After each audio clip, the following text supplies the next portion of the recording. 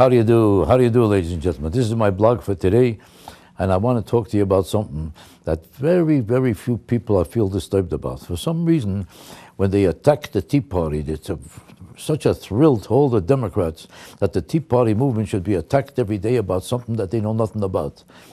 The Tea Party movement is obviously a group of innocent people who are protesting the kind of ways that this whole country is going out of control, where the budgets are out of control, our money is going to become worthless, and they're disturbed and infuriated about the whole healthcare problem that we're going to have because of this new bill that just passed, which means that they're entitled to their opinion, aren't they? What is democracy about? A difference of opinion. Now, why is everybody entitled to a difference of opinion except the Tea Party movement? Why? Why is a difference of opinion suddenly a seditious, terrible thing that we have to find some kind of a way to bury them?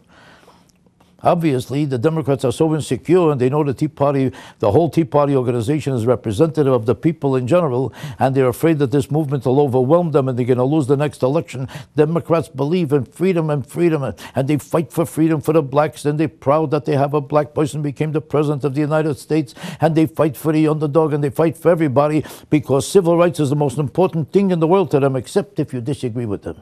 As soon as you disagree with them, civil rights are important, but not when you disagree with me. You have a right to disagree with me in a democracy? Democracy is for me, not for you.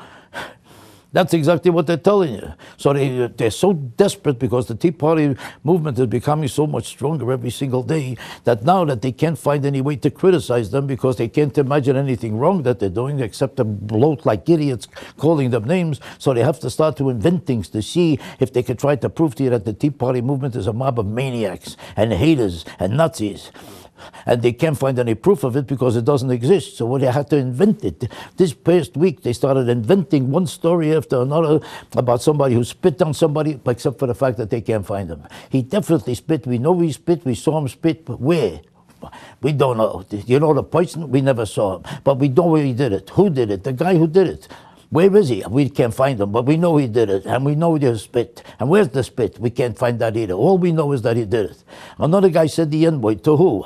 We don't know exactly to who, but we know he said it. There's proof that he said it. How come there's no tape that he said it? It doesn't have to be on tape. How come no cop ever heard it? How come nobody in the audience ever heard it? How come they can't find the person who did it? Not important. Proof is not important. You're innocent until proven guilty unless you're from the Tea Party. Then you're guilty because they can't find any other way to prove that the Tea Party did anything wrong, and they're in a panic.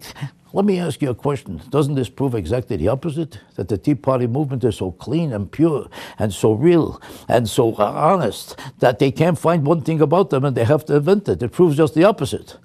They're trying to prove how bad they are. It only proves how much low-life quality is in your own character.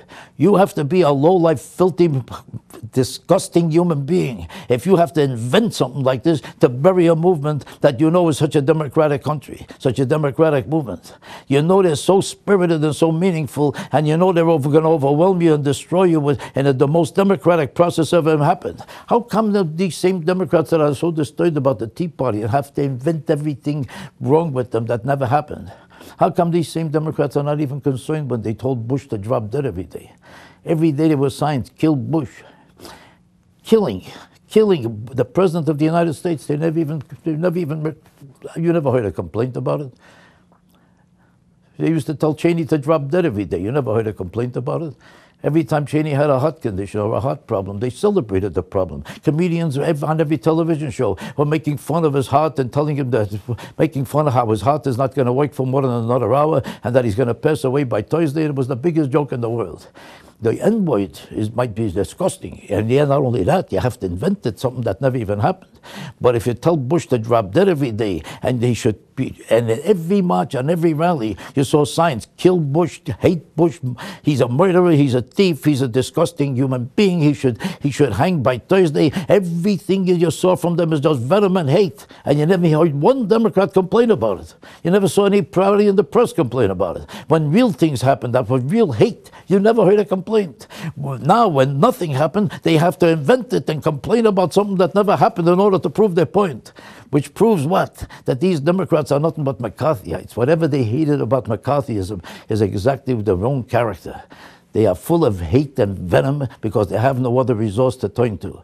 They can't prove a point, and they're losing every point, so they're creating hate in America. And while they're claiming you're creating hate, they're creating hate because they're inventing hate. And whoever didn't hate before is going to hate now because they're justifying hate, which means what they are the lowest son of a in the world. And they should be buried by Thursday. That's what they deserve. They don't deserve to live in this country. And we should put a stop to it once and for all.